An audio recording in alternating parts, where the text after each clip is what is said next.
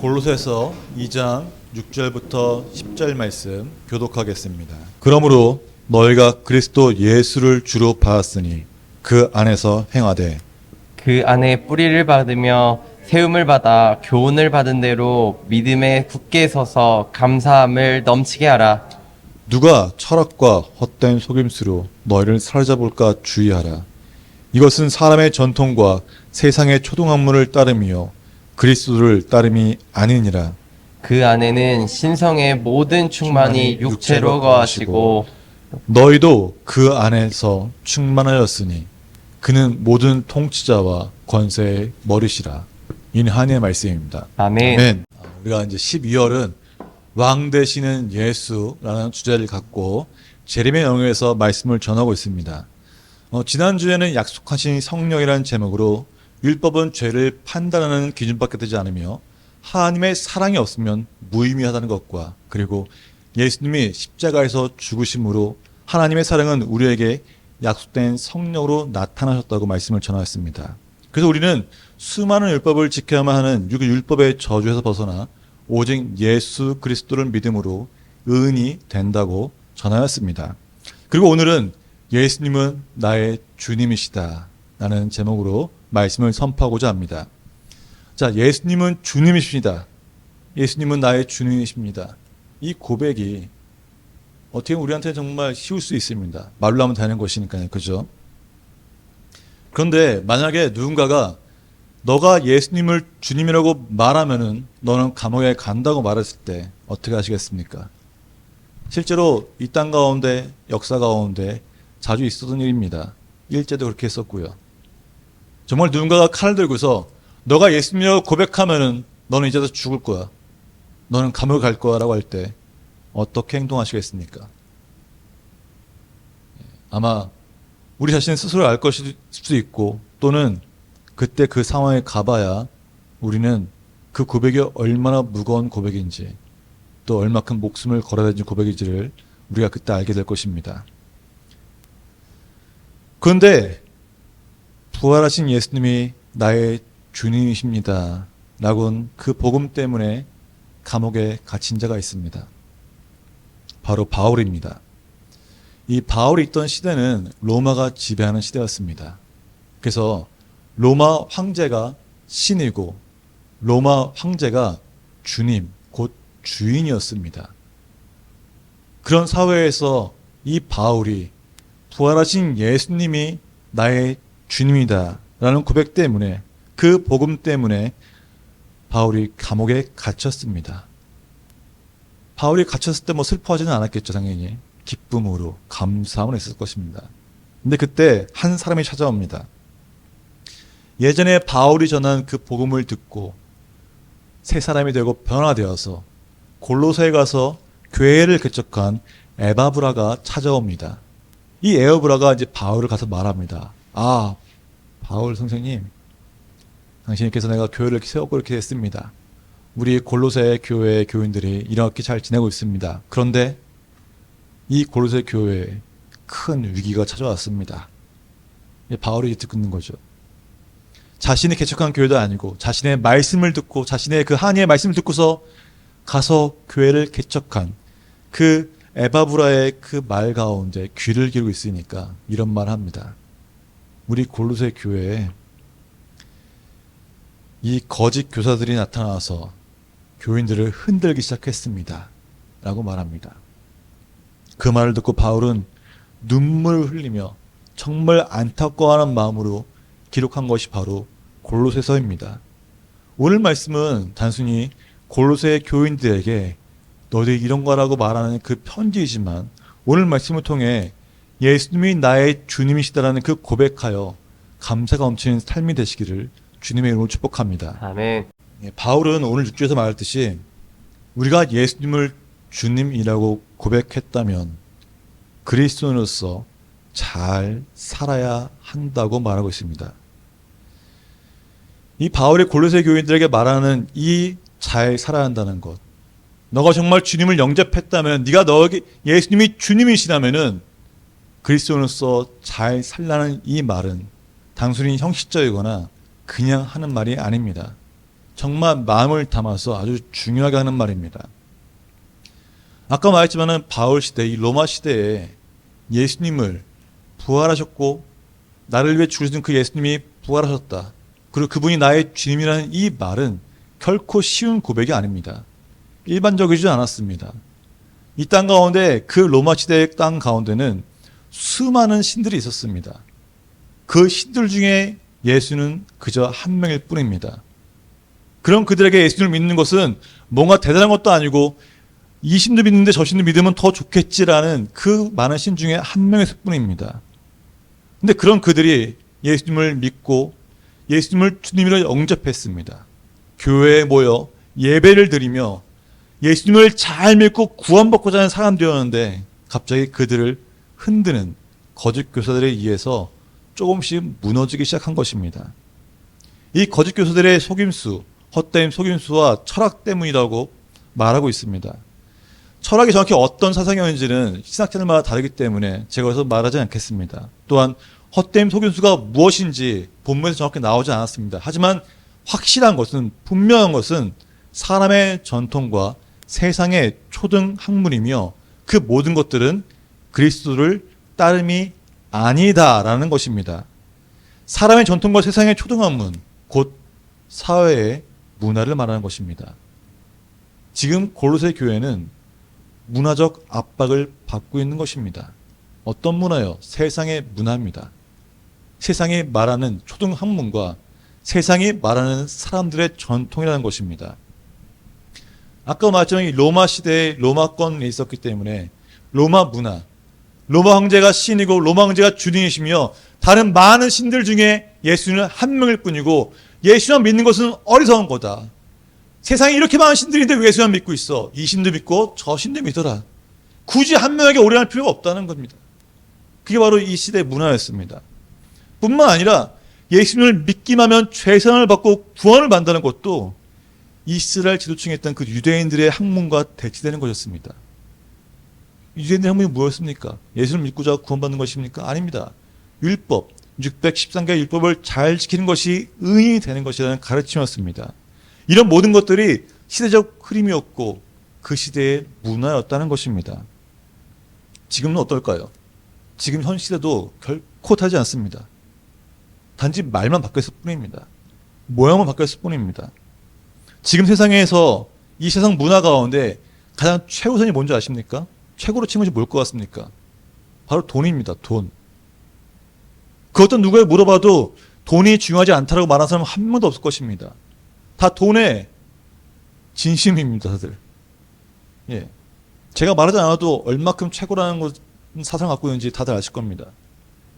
꼬마 아이들도 옛날에 우리 때는 꿈이 뭐야? 그러면 대통령이요, 과학자요, 이런 게 나왔습니다. 지금 어떻습니까? 유튜버요. 왜? 돈 많이 벌고 싶어요. 이게 아이들의 꿈이라는 겁니다. 돈을 버는 게 꿈이라는 것입니다. 그래서 그런지 전도를 하면서 가장 자주 듣는 말 중에 하나가 있습니다. 뭔지 아십니까? 뭘까요? 제가 전도를 하면서 가장 많이 들었던 말, 이것 때문에 교회에 오지 않는다는 것, 뭔지 아십니까? 바로 이것입니다. 교회에 가면 돈을 내야 하니 가지 않는다라는 것입니다. 생각보다 실질적인 사건입니다. 11조도 그들에겐 시험거리입니다. 그들에겐 주일헌금 단돈 1,000원 내는 것도 시험거리라는 것입니다. 제가 헌금을 강요한 적이 없는데도 불구하고 사람들은 그렇게 말한다는 것입니다. 왜요? 세상의 문화는 돈이 중요하다고 말하기 때문입니다. 세상의 가치관을 말하는 철학이 그 당시에도 그랬던 것입니다. 그 골로새 그 지역에 그 문화가 바로 그랬다는 것입니다. 또한 지금 세상의 교회를 어떻게 보고 있습니까? 많은 세상 사람들이 교회를 보고서 칭찬하고 있습니까? 최고다라고 같습니까? 아니라는 거예요. 사람들이 이런저런 말을 합니다. 교회에 가면 뭐하냐?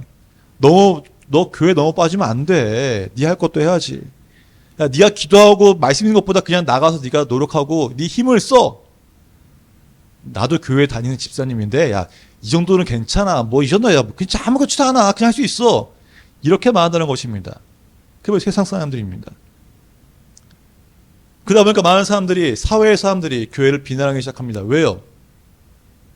우리가 예수 믿는 것을 제대로 보여주지 못했기 때문입니다. 근데 이 현상이 지금 최근 일어난 일일까요? 결코 아니라는 것입니다. 1988년을 기억하십니까? 올림픽이 있던 해입니다. 저도 초등학교 때 올림픽을 갔는데 그때 산하여교회 오카람 목사님의 설교를 제가 우연하게 들었습니다. 1988년도의 설교 제목입니다. 오카람 목사님이 말씀하시기를 예수를 잘 믿어서 사회와 교회를 비난하는 것이 아니다. 예수를 적당히 믿으려고 하는 사람들 때문에 비난을 받는 것이다 라고 말씀하십니다. 이게 바로 1988년입니다. 34년이 지난 지금 어떻습니까? 그때보다 더하면 더했지 덜하지 않다는 것입니다. 왜요? 적당히 믿는 사람들이 이 정도면 되지 왜 굳이 이렇게 따라하니? 그 골로새 교회의 문화들처럼 우리도 그렇게 살아왔기 때문에 여전히 우린 더 비난받고 있다는 것입니다. 그래서 바울은 정확하게 말합니다. 예수 안에 깊이 뿌리를 박으며 샘을 받으라고 본문에 나와 있습니다. 우리가 단순히 예수님 나의 주님이십니다. 저는 교회 다니니까요. 예수님 믿어요. 이 말을 하는 것이 아니라 믿음을 견고하게 하고 실천적으로 살라는 것입니다. 뿌리를 박아 샘을 받으라는 이 단어가 우리는 뿌리하면 뭐가 생각납니까? 나무죠. 샘이 뭡니까? 그 위에 뭔가를 세우는 것입니다. 이 두 개 다 건축 용어로 비유하고 있습니다. 바울이 왜 그렇게 말할까요? 설계도만 있으면 어떻습니까? 설계도만 보면은 막 엄청나게 뭔가 막 그려놨습니다. 근데 그것이 실천되지 않으면 뭐가 됩니까? 결국 낙서밖에 되지 않습니다. 꼬마 아이들도 그럴싸하게 200층 건물 막 이렇게 올릴 수 있습니다. 하지만 실천되지 않으면 그저 상상일 뿐이라는 것입니다. 아주 멋있게 그럴싸하게 그렸다 할지라도 행함이 없으면 그저 낙서라는 것입니다. 우리나라에서 가장 높은 건물이 무엇입니까? 네, 롯데월드 타워입니다. 제가 광고하는 거 아니지만은 이게 세계에서 5번째 높다고 합니다. 그 롯데월드 타워의 무게가 얼마큼인지 아십니까? 75만 톤이라고 합니다. 이 75만 톤이 서울 전 지역의 사람들 몸무게와 똑같다고 합니다. 엄청나죠? 근데 그렇게 무거운 게 축구장 하나에 올라갔습니다. 그 넓이가 축구장 하나래요. 생각해 보십시오. 축구장 하나에 서울 시민 전체가 다 올라선 겁니다. 어이가 없죠.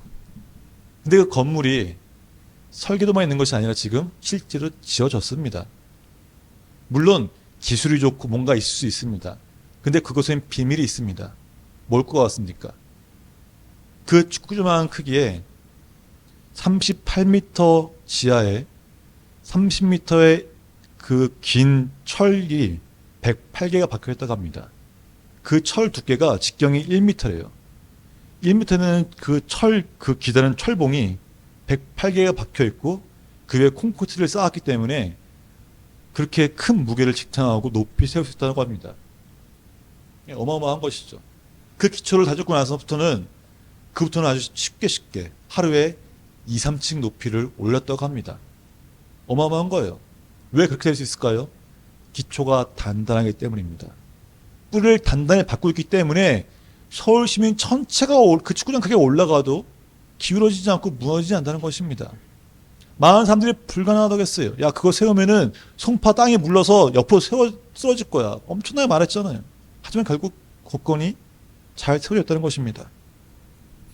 바울이 이처럼 나무 뿌리와 샘을 입어라고 하며 견고한 기초를 말하고 있는 것은 믿는 자들의 삶이 그 기초를 묘사하기 위함입니다. 단순히 말만 하는 상상 속의 설계도가 아니라 진짜 세움을 받아서 일어나는 것처럼 그 실천적을 말한다는 것입니다. 세상 문에 흔들리지 않을 정도로 견고한 믿음을 가지라는 것입니다. 말만 하지 말고 진짜 그 흔들림 앞에 흔들리지 않는 믿음을 굳건하게 지키는 것이에요.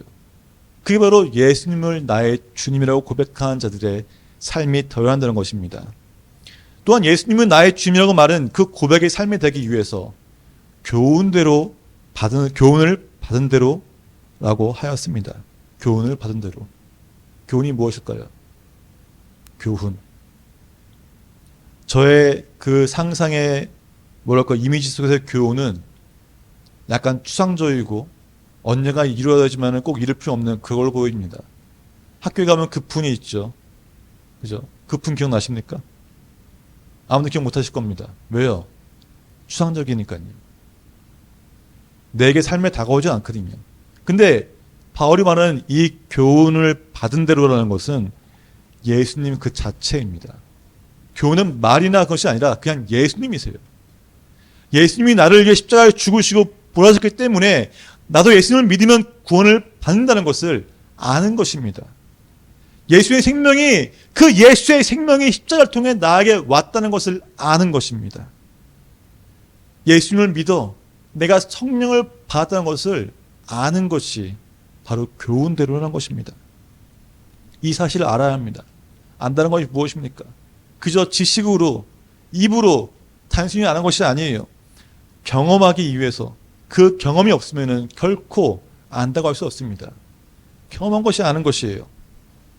십자가 위에 내 자아를 못 받고 내 의지를 결정을 사는 것이 아니라 오직 예수님의 뜻대로 살아가는 것을 경험한 자가 안다고 말하는 것입니다. 사랑하는 여러분, 제가 아무리 여기서 많은 이야기를 할지라도 제가 누가 한 명을 붙잡고 매일 2시간씩 매일 똑같은 얘기 할지라도 그 사람은 바뀌지 않습니다. 만약에 누군가가 설교 하나로 인생이 바뀌는 삶을 살았다면 정말 그 사람 대단한 사람인 거예요. 이 땅에 설교가 얼마나 많이 있습니까? 설교 잘하는 대가분들 정말 많이 있습니다. 근데 그 밑에 온 세상이 변했나요? 아니라는 거예요. 사람을 변화시키는 것은 말이 아니라 경험하는 데 있다는 것입니다. 무엇을 경험합니까? 예수님의 생명 되심을, 예수님의 십자가 나를 변화시킴을 경험해야 한다는 것입니다. 저에게도 그 태국 파타야 해변에서의 코콘 열매를 통한 중생의 경험이 없다면 저는 결코 변하지 않았을 것입니다. 예수님의 제셈에 대한 경험이 없었다면 저는 결코 변하지 않았을 것입니다. 그만큼 경험이 중요한 것입니다. 근데 제가 그 중생의 경험하기 위해서 그냥 무작정 해변가에 가서 그냥 앉아 있었을까요? 아니라는 것입니다. 예수님이 나의 삶에 역사하시며 예수님이 나의 주님이시라는 것을 고백하며 믿기 시작하기 때문에 그 일이 나타난 것입니다. 사랑하는 여러분, 경험은 단순히 우연하게 주어진 것이 아닙니다. 내 입으로 선포하고 내 입으로 정말 이것이 나는 될 거라 믿어.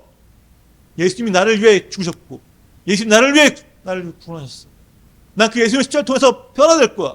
예수님이 살아계시다는 주님이시라는 그 믿음의 결단이 있을 때 그 중생의 경험이 이루어지는 것입니다. 또한 바울은 예수 안에 뿌리를 받고 세움을 받아 교훈을 받은 대로 믿음 위에 굳게 서서 감사함을 넘치게 하라고 했습니다. 뭘 한다고요? 감사함을 넘치게 하라고 했습니다. 예수님이 나의 삶의 주인이시고 나의 삶을 인도하시는 분이시기에 감사가 넘칠 수밖에 없다는 것은 너무나 당연한 것이에요. 근데 우리는 그것을 정말 어려울 때 감사가 나오십니까? 나와야 정상입니다. 바울은 지금 말합니다. 그 수준까지 올라가야 한다고 말입니다. 감사가 넘치기 위해서는 다른 게 필요한 게 아니에요. 오직 예수로부터 생명을 받아야 합니다. 예수님 안에서 사는 삶이 감사가 넘치는 삶입니다. 아멘. 전능하신 그 하나님이 나의 아버지 되시고 내가 예수님과 동행하기 때문에 예수님을 통해 성령을 받았기 때문에 성령이 나와 함께 하시기 때문에 두려움도 없고 감사가 넘칠 수밖에 없다는 것입니다. 감사가 넘치면은 그 어떤 역경의 고난이 올지라도 감사밖에 남지 않는다는 것이에요. 제가 더 숫자로 비유해 드릴까요? 고난이 저에게 100이라는 고난이 왔습니다. 근데 저는 110이라는 감사가 있어요. 그러면은 몇이 남습니까? 10이라는 감사 났습니다. 그럼 결국 감사라는 것이에요. 아무리 큰 고난이 올지라도 내 안에 감사가 넘치면은 그건 고난이 아니라 감사라는 것입니다. 그걸 기억하시기 바랍니다. 그 감사는 하나님이 나의 아버지시고 예수님이 나의 동행하신 분이시고 나의 주님이시며 성령님이 내 안에 있기 때문에 그 모든 것을 이겨낼 수 있는 능히 힘이 있다는 그 믿음 때문에 감사밖에 없다는 것입니다. 아멘. 예수님이 함께할 때 우리의 그 예수의 보혈의 능력이 함께하는 것을 기억하십시오. 선포하십시오. 우리 입에는 뭐가 있습니까? 권세가 있습니다. 말로 선포하십시오. 말하는 대로 할 것입니다. 아멘. 어제 제가 이제 아이와 큐티를 하는데 큐티 마지막 부분에 저를 이렇게 순간 가슴을 쿵쾅거리는 그 노래가 있었습니다. 어떤 노래냐면은 상자 안에 이것저것 먹을 것을 막 넣어놔요. 이제 그 안에 분명히 맛있는 거 있는 게 아닙니다. 아이들이 싫어하는 야채도 있을 수 있고요. 뭐 이것저것 있을 수 있겠죠. 근데 아이가 상자 안에 손을 넣고서 뽑았을 때 그것이 무엇이든 상관없이 감사함으로 뽑은 사람은 다 먹어야 한다는 게임이었습니다. 단순해 보이는 게임이지만은 어떤 상황에서도 감사하는 마음을 가지라는 그걸 알려주는 게임이었다는 것이에요. 저는 그걸 아이에게 말하면서 그걸 듣는면서 과연 나는 어떨까라는 생각했습니다. 성도님 어떠십니까? 내 손에 어떤 것이 주어질지라도 감사함으로 받으십니까? 내게 있는 병, 내게 있는 아픔, 내게 있는 물질적인 어려움 이런 것들을 감사로 받고 계십니까? 그게 어떤 것이 상관없이 감사함을 받으라는 것입니다. 그러면 고난도 감사로 바뀐다는 것이에요. 그게 바로 예수 보혈의 능력 아닙니까? 그게 바로 예수님의 능력 아닙니까? 우리의 삶을 바꾸시고 우리에게 능력 주시며 성령의 능력과 공급함을 통해서 우리를 변화시키는 삶의 기쁨을 시작하는 것이 바로 성령의 능력입니다. 그게 우리 예수를 믿는 이유잖아요. 감사함이 넘치는 삶의 시작은 우리의 힘으로 하는 것이 아니에요. 오직 성령의 능력으로 하는 것입니다. 우리가 예수님을 나의 주님이라고 고백할 때 우리에게 무엇이 주어집니까? 약속된 성령이 우리에게 주어집니다. 아멘. 예수님 우리에게 말씀하십니다. 요한복음 14장 16절부터 17절 말씀 함께 봉독하겠습니다. 내가 아버지께 구하겠으니 그가 또 다른 보혜사를 너희에게 주사 영원토록 너희와 함께 있게 하리니 그는 진리의 영이라. 세상은 능히 그를 받지 못하나니 이는 그를 보지도 못하고 알지도 못함이라. 그러나 너희는 그를 아나니 그는 너희와 함께 거하시며 또 너희 속에 계시겠습니다. 아멘. 아멘. 십자가의 은혜, 그 십자가의 은혜로 우리는 성령을 받았습니다. 우리와 함께 영원히 계시는 분이 바로 성령님이라고 예수님 말씀하십니다. 아멘. 예수님이 죽으시고 부활하신 후에 하늘로 올라가신 후에 우리는 성령을 받았습니다. 예수님의 그 12제자들도 복음을 전하기 위해서 그냥 전한 것이 아니라 언제요? 성령을 받은 후에 나갔다는 것입니다. 근데 우리는 그 성령을 지금 이미 받았습니다. 우리 안에 생명의 능력이 있습니다. 예수의 생명이 우리에게 심어졌습니다. 어떤 삶을 살기시겠습니까? 나의 주님이라는 그 고백이 단순히 내 입술의 고백만이 아니라 정말 내 삶이 하나님께 들어져야 한다는 것입니다. 지난주에 말씀을 이렇게 묵상하면서 큐트하고 계십니까? 전 성도님에게 말씀을 그냥 툭 하고 보내지만 그 말씀은 성도님들에게 그냥 떠먹여준 말씀입니다. 의미가 없습니다. 아무런 의미가 없어요. 왜요? 자신이 묵상하지 않았기 때문입니다. 이렇게 그 말씀을 통해서 쓰셔야 합니다. 제가 드리는 그냥 본문은 이렇게 본문을 볼 수 있구나, 이렇게 봐야 하는구나 걸 얻으시고 그 말씀을 읽으면서 이 말씀 가운데 내 말씀이 무엇인지를 정확히 끄집어내서 이 말씀이 내 삶에 어떻게 실천되어질까, 오늘 내가 이 말씀을 통해 무엇을 해야 할지를 정확하게 적어간다는 것입니다. 그걸 적고 나아갈 때, 그리고 선포하고 나아갈 때 오늘 하루 그 말씀 한 번을 실천할 수 있다는 것입니다. 왜 우리가 그렇게 합니까? 왜 그렇게 할까요? 내 안에 주인 성령의 능력을 더욱더 힘을 키우기 위해서입니다. 말씀과 기도가 있지 않고 백날 말로만 해봤자 아무런 능력이 나타나지 않습니다. 그 능력 나타나기 위해서는 오직 성령님의 능력을, 힘을 키워야 한다는 것이 어떻게 해요? 예수 그리스도께서 사로잡혀야 하는 것입니다. 말씀을 통해 예수님을 바라볼 수가 없습니다. 이 성경은 단 한 분을 말하고 있습니다. 누굴 말합니까? 예수님을 말하고 있다는 것입니다. 예수님이 누구인지 우리에게 알려주고 예수님이 어떤 분인지를, 예수를 믿을 때 무엇이 일어나는지를 분명히 말하는 것이 바로 성경입니다. 사랑하는 여러분, 예수 안에서 예수의 뜻에 따라 우리의 삶이 순종되길 바랍니다. 아멘. 예수님에게 사로잡혀 믿음이 더욱 강해지고 감사가 넘치는 삶이 되시기를 주님으로 축복합니다. 아멘. 바로 이것이 예수님은 나의 주님이시다 라고 고백하는 자의 삶입니다.